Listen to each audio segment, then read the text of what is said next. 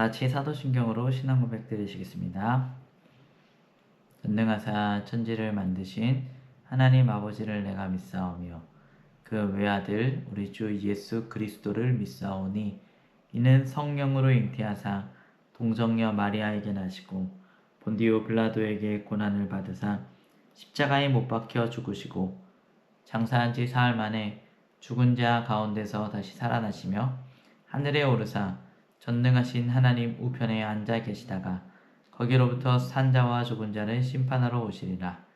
성령을 믿사오며 거룩한 공교회와 성도가 서로 교통하는 것과 죄를 사하여 주시는 것과 몸이 다시 사는 것과 영원히 사는 것을 믿사옵나이다. 아멘. 우리 창조주가 되신 하나님, 우리 아버지가 되신 그 하나님을 이 시간에 함께 찬양하기 원합니다.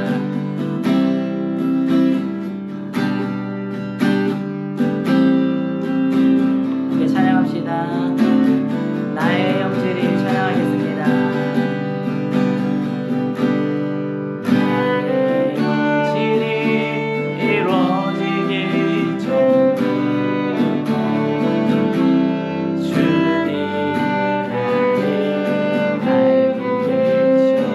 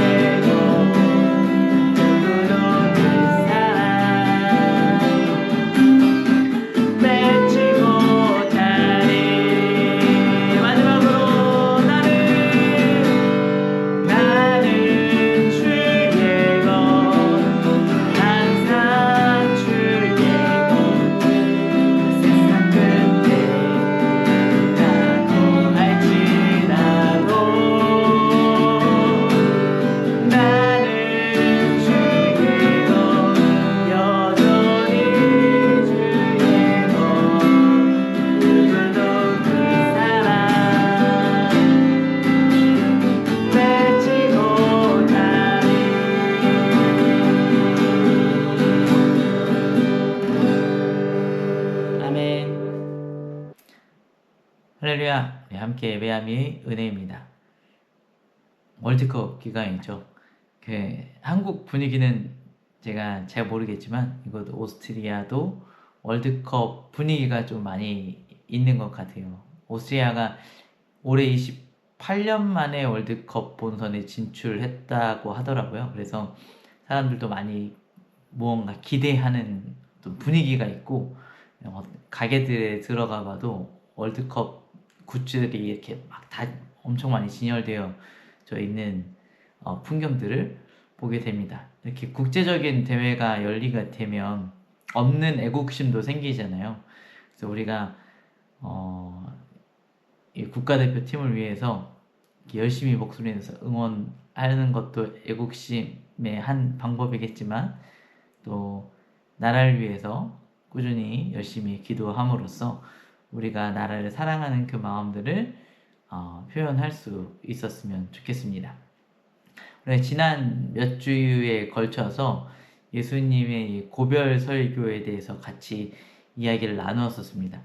예수님이 제자들한테 세상에 너희들을 미워할 거다. 내가 너희를 떠나갈 거다. 그렇지만 걱정하지 마. 내가 성령님을 보내줄게.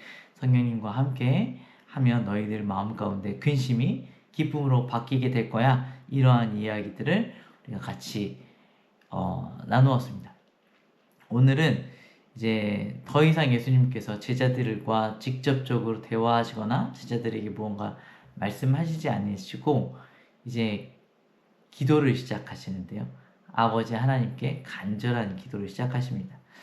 오늘은 요한복음 17장 말씀을 통하여서 예수님께서 십자가를 앞두고 제자들을 위하여서 어떠한 기도를 하셨는지 한번 살펴보기를 원합니다. 오늘 설교의 제목은 영원한 사귐입니다. 먼저 말씀을 보도록 하겠습니다. 요한복음 17장 1절에서 3절 말씀입니다. 예수께서 이 말씀을 하시고 눈을 들어 하늘을 우러러 이르시되 아버지여 때가 이르렀사오니 아들을 영화롭게 하사 아들로 아버지를 영화롭게 하게 하옵소서. 아버지께서 아들에게 주신 모든 사람에게 영생을 주게 하시려고 만민을 다스리는 권세를 아들에게 주셨음이로소이다. 영생은 곧 유일하신 참 하나님과 그가 보내신 자 예수 그리스도를 아는 것이니이다. 예수님은 이 기도를요, 영광, 영화롭게 함이라는 주제를 가지고 시작을 하십니다. 우리가 생각하는 그 영광과는 조금 다른 것 같습니다. 우리는 흔히 이제 영광 하면 성공 이런 거 생각하잖아요. 영광 하면 저는 슬램덩크 생각나더라고요. 아니면 2002년 월드컵, 또 성공, 인기, 명예 이런 것들이 우리의 영광과 이렇게 연결되어져 있는 것 같습니다. 그렇지만 지금 예수님께서 말씀하시는 이 영광의 때는 어떤 때냐면 십자가의 때를 이야기하고 있습니다. 십자가는 세상이 실패라고 부르고요. 세상이 수치라고 부르는 것입니다. 패배라고 부르는 것입니다.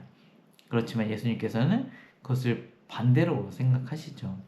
단순히 이 예수님이 말씀하시는 영광이 세상에 말하는 영광과 반대다 이렇게 생각할 수는 없습니다. 그렇게 생각해서도 안 되고요. 만약에 우리가 그렇게 생각한다면 우리 예수님 믿는 사람들은 무조건 다 실패해야 되고 무조건 다 수치를 당해야 되고 그것이 영광이다. 그것을 향해서 우리가 나가야 되는 거 아니겠습니까? 그것은 아니죠. 예수님께서 십자가를 영광이라고 이야기하신 것은 왜 그러냐면 십자가 위에서 예수님이 어떠한 분이신지가 가장 선명하게 드러났기 때문입니다. 예수님이 어떠한 분이신가? 끝까지 완전하게 완벽하게 우리들을 사랑하시는 분이라는 것이죠. 예수님의 사랑이 가장 분명하게 드러난 것이 바로 십자가입니다. 예수님께서 영화롭게 되심으로 인해서 아버지 역시 영화롭게 하는데 그것 또한 비슷한 맥락, 동일한 맥락입니다. 아버지가 어떠한 분이신지를 예수님의 십자가를 통해서 드러내신 것이죠. 여러분, 독생자이신 예수님께서 십자가에서 죽으셔야만 했던 것도 물론 고통스러운 일이지만 그런 사랑하는 아들을 십자가를 향해서 내몰아야만 하고 아무것도 하지 못하고 지켜보셨어야만 했었던 아버지의 하나님 역시 얼마나 고통스러우셨을지 우리가 충분히 다 알 수 없지만 공감할 수, 또 상상해 볼 수 있는 것 같습니다. 예수님이 십자가를 지신 이유가 무엇입니까? 우리는 어떤 힘든 일을 할 때 이유가 있습니다. 어떤 이유냐면 대가를 얻기 위해서죠. 연예인들 그런 게, 영화 배우들 그런 거 있잖아요. 그 입금 전, 입금 후. 그래서 입금 받으면 그 관리 안 하고 있었던 몸매가 확 관리된 몸매로 바뀌는 그런 것들을 우리가 뭐 사진을 그 재미삼아 이렇게 보는 것이지만 그런 모습들을 볼 수 있잖아요. 우리가 어떤 힘든 일을 할 때 대가가 있기 때문에 그 힘든 일을 할 때가 많이 있습니다. 그런데 예수님께서는요, 어떤 자기를 위하는 대가를 위하여서 십자가를 지신 것이 아닙니다. 사람들의 지지나 인기나 어떤 사람들로부터 유익을 얻기 위하여서 십자가를 지신 것이 아니었던 것이죠. 오히려 예수님께는 그 모든 것들이 이미 있었던 것이었습니다. 만물을 다스리는 권세가 아버지로부터 이미 받은 것이었습니다. 그렇지만 예수님께서는 그것을 자기를 위해서 사용하지 않으시고 오히려 그것을 내려놓으시고 그것을 섬기는 것에 사용하심으로써 우리의 십자가를 지시고 우리에게 영생을 주기 위하여서, 예수님께서 십자가를 지셨던 그 목적은 바로 우리에게 영생을 주기 위하여서 십자가를 지신 것입니다. 영생은 여러 번 말씀드렸지만 단순히 오래 영원한 시간을 사는 것이 아닙니다. 죽어서 천국에 가는 것도 아닙니다. 영생은 예수님께서 말씀하신 것처럼 하나님을 아는 것입니다. 예수 그리스도를 아는 것입니다. 성경에서 지금 요한복음에서 말하고 있는 이 안다라는 것은 단순한 정보가 아니라 관계인 것이죠. 관계적으로 예수님을 알아가는 것. 예수님의 이 관계도요, 부정적인 관계도 있잖아요. 긍정적인 관계도 있고 예수님을 사랑하는 것, 하나님을 사랑하는 것, 그것이 바로 요한복음에서 이야기하고 있는 이 암이라는 것입니다. 그러므로 영생은 영원히 하나님과 사는 것이 아니고요, 영원하신 하나님과 살아가는 것입니다. 예수님께서 십자가를 통해서 이루셨고 하셨던 것은 바로 우리와 하나님과 예수님 사이에 영원한 사귐이었던 것이죠. 요한복음 17장 4절에서 5절 말씀입니다. 아버지께서 내게 하라고 주신 일을 내가 이루어 아버지를 이 세상에서 영화롭게 하였사오니 아버지여 창세전에 내가 아버지와 함께 가졌던 영화로서 지금도 아버지와 함께 나를 영화롭게 하옵소서. 이 말씀을 읽으면 좀 이상한 부분이 있는데 예수님께서 아직 십자가 안 지셨거든요. 그런데 이미 예수님께서 이루셨다라고 이야기를 하십니다. 왜일까요? 예수님의 이 시간을 바라보는 그 관점이 우리와 다르기 때문입니다. 우리는 우리 눈앞에 있는 것밖에 보지 못합니다. 제자들도 마찬가지죠. 제자들도 지금 내 눈앞에 있는 예수님의 십자가, 예수님께서 나를 떠나가시는 것, 나에게 다가올 고난과 문제와 근심밖에 그들의 눈에는 보이지 않았습니다. 그렇지만 예수님께서는 그 십자가 너머에 있는 부활과 성령의 오심과 그들의 마음 가운데 변화되어질 것들, 성령을 통하여서 그들이 기뻐할 것들을 예수님께서 이미 보셨습니다. 예수님의 십자가를 통하여서 그들의 삶이 구원받고 영생을 누리게 될 것을 보고 계십니다. 그러므로 예수님께서는 이미 이루었다라고 말씀하시는 것이죠. 우리에게 은혜가 되는 것이 예수님의 이 관점입니다. 우리는요, 오늘의 문제밖에 보지 못하잖아요. 그런데 오늘의 문제도 보지 못할 때도 많이 있죠. 그러나 주님은 이미 완성을 보고 계십니다. 우리는 현재를 살아가고 있지만 예수님은 영원을 보고 계십니다. 그래서 예수님께서 이미 내가 이루었다라고 말씀하시는 것이죠. 요한복음 17장 6절 말씀입니다. 세상 중에서 내게 주신 사람들에게 내가 아버지의 이름을 나타내었나이다. 그들은 아버지의 것이었는데 내게 주셨으며 그들은 아버지의 말씀을 지키었나이다. 예수님께서 하나님의 말씀을 나타내셨다는 것은 하나님이 어떠한 분이신지를 드러내셨다는 것입니다. 우리는 예수님을 볼 때 아버지 하나님을 볼 수 있습니다. 예수님의 사랑을 느낄 때에 하나님의 사랑도 볼 수 있습니다. 예수님은 그냥 말로만 하나님은 이러한 분이시다, 하나님의 말씀은 이러한 것이다 라고 이야기하시지 않으시고 예수님의 삶을 통하여서, 예수님의 생명을 통하여서 하나님의 사랑을 우리에게 보여주시고 증명하셨습니다. 그리고 제자들은 그 예수님의 말씀을 받아들였죠. 물론 완벽하게 이해하지 못했습니다. 제자들은 그날 밤 다 예수님을 떠나갈 것이고요. 베드로는 부인할 것이고 도마는 의심할 것입니다. 그런데도 예수님께서는 말씀하십니다. 그들은 말씀을 지키었나이다. 왜일까요?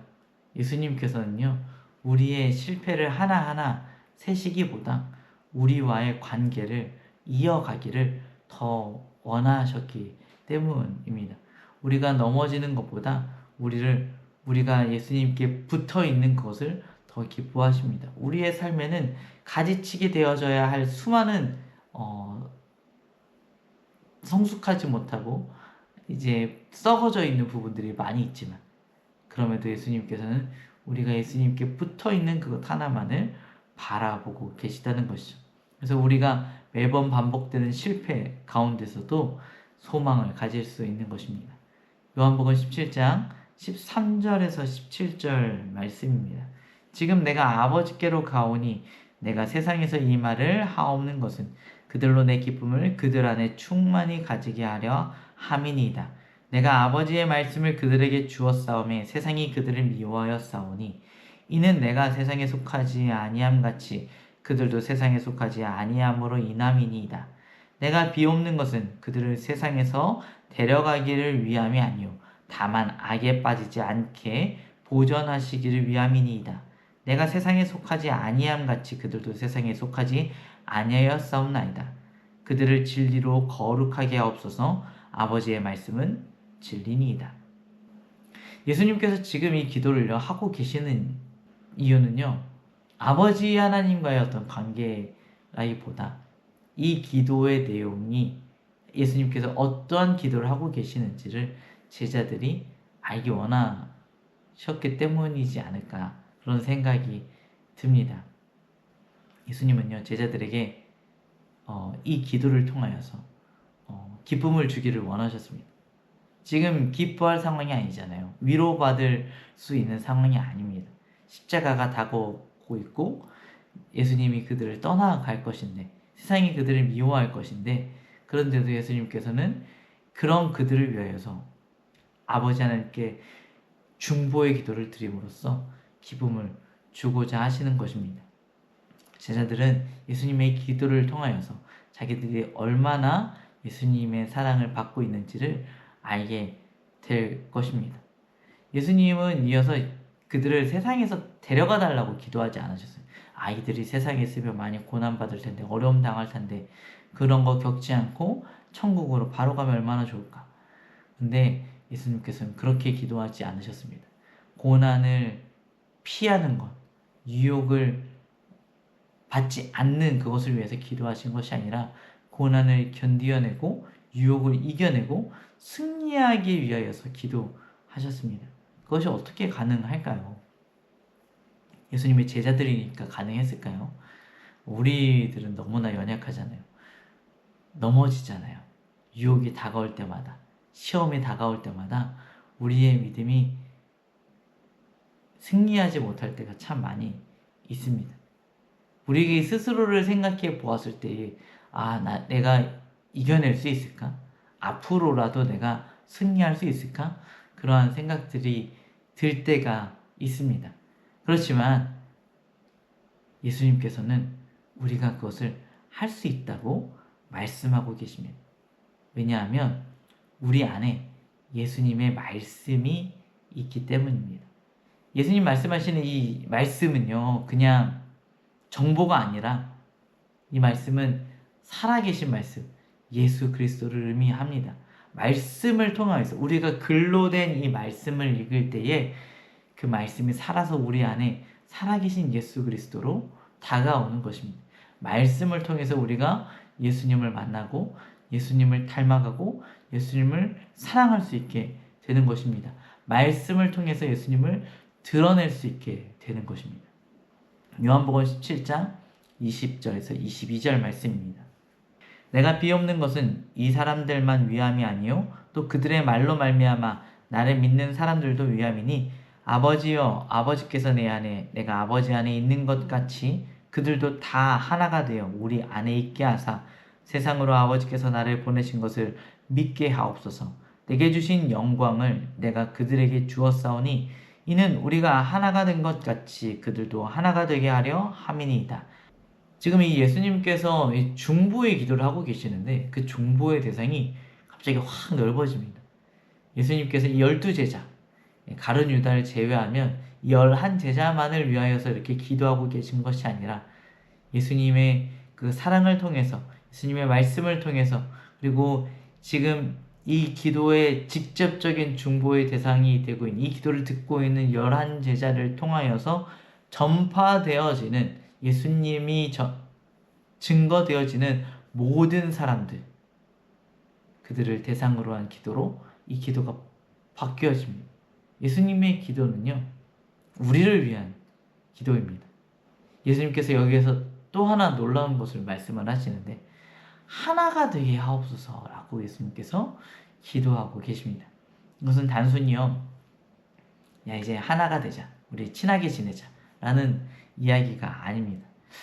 이 하나가 된다라는 이 기준이 무엇이냐면 하나님과 예수님의 창세 전부터 있었던 영원 전부터 있었던 그 아름다운 그 교제 하나됨이 기준입니다. 함께 사랑하시고 함께 영광을 누리시고 함께 사귀신 그 사귐 안으로 예수님께서 예수님을 믿는 모든 사람들을 초대하신다는 것입니다. 예수님은 지금 우리를 그 사귐 안으로 부르고 계십니다. 우리가 그 하나됨을 만들어낼 수는 없어요. 이미 존재하고 있는 그 하나됨 안으로 들어가는 것입니다.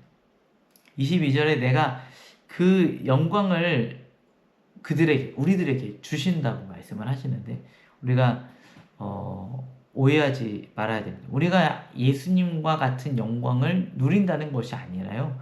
예수님께서 우리에게 그 영광을 주실 때에 우리가 그 영광을 바라보고 그 영광을 기뻐하고 그 영광에 참여하는 존재가 된다는 것이죠.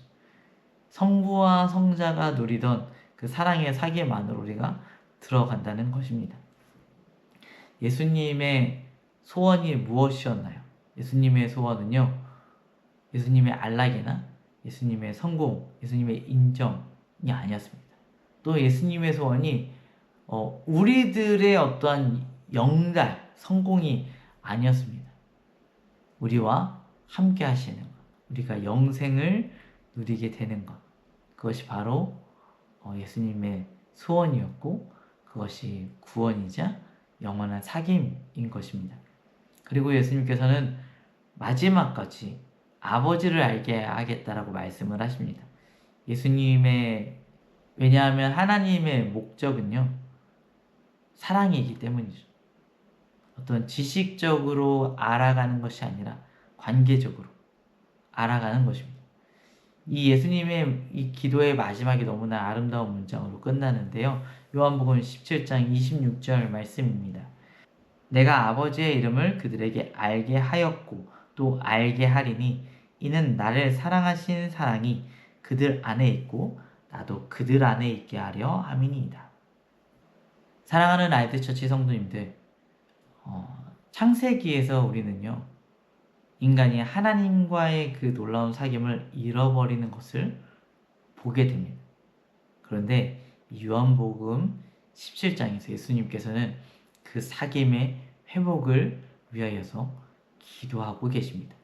십자가는 그 깨어진 관계를 잇는 길입니다. 예수님의 마지막 소원 단 하나입니다. 저들도 우리 안에 있게 하옵소서. 이 영생은 죽어서 시작되는 것이 아니죠. 하나님과의 사귐은 우리의 믿음의 시간부터 시작되는 것입니다. 그러므로 우리 오늘도 예수님 안에 거합시다. 예수님과 함께 동행합시다. 성령님의 인도 가운데 걸어가기 원합니다. 그 안에 영원한 사귐이 있습니다. 기도하겠습니다. 사랑이 많으신 주님 감사합니다. 우리가 하나님을 더욱더 깊이 알아가기 원합니다. 하나님, 우리는 부족하고 넘어지고 깨어지지만 예수님의 그 중보로 인하여서 다시 한번 일어나 하나님의 그 영광을 바라볼 수 있습니다. 주님, 그러므로 우리가 포기하지 않고 늘 주님과 주님의 손을 붙들고 걸어갈 수 있게 하여 주시옵소서. 하나님의 말씀을 깨닫기 원합니다. 말씀 가운데 주님의 그 숨결을 발견하고 말씀 가운데 주님의 음성을 들으며 주님의 그 사랑을 느낌으로 우리가 근심 가운데서도 기뻐할 수 있는 우리 모두가 되게 하여 주시옵소서. 하나님, 우리가 세상을 살아가면서 여러 가지 분란과 어려움과 문제들을 만나지만 그럴 때마다 낙심하고 절망할 것이 아니라 하나님과 예수님 그리고 성령 안에 있는 그 놀라운 하나됨이 나에게도 있게 하셔서 그 영광을 내가 바라볼 수 있게 하여 주셔서 하나님 소망을 잃지 않고 날마다 기쁨 가운데 살아갈 수 있게 하여 주시옵소서. 하나님과 그 하나됨을 기대하며 나아가는 우리 모두가 되게 하여 주옵소서. 감사드리며 예수님의 이름으로 기도드렸습니다.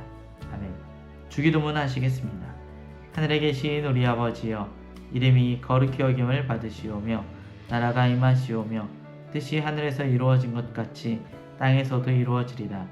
오늘 우리에게 일용할 양식을 주시옵고 우리가 우리에게 죄 지은 자를 사하여 준 것 같이 우리의 죄를 사하여 주시옵고 우리를 시험에 들게 하지 마시옵고 다만 악에서 구하시옵소서. 나라와 권세와 영광이 아버지께 영원히 있사옵나이다. 아멘. 오늘의 기도 제목입니다. 우리가 하나님을 아는 지식에서 만족하지 않고 하나님과의 깊은 사귐을 기대하며 그 사귐을 누리며 살게 하여 주옵소서. 말씀 안에 거하며 세상 가운데서도 진리를 살아낼 수 있게 하여 주옵소서. 성부와 성자의 사랑 안에 초대받은 자답게 하나됨을 이루며 살게 하여 주옵소서. 함께 기도하겠습니다.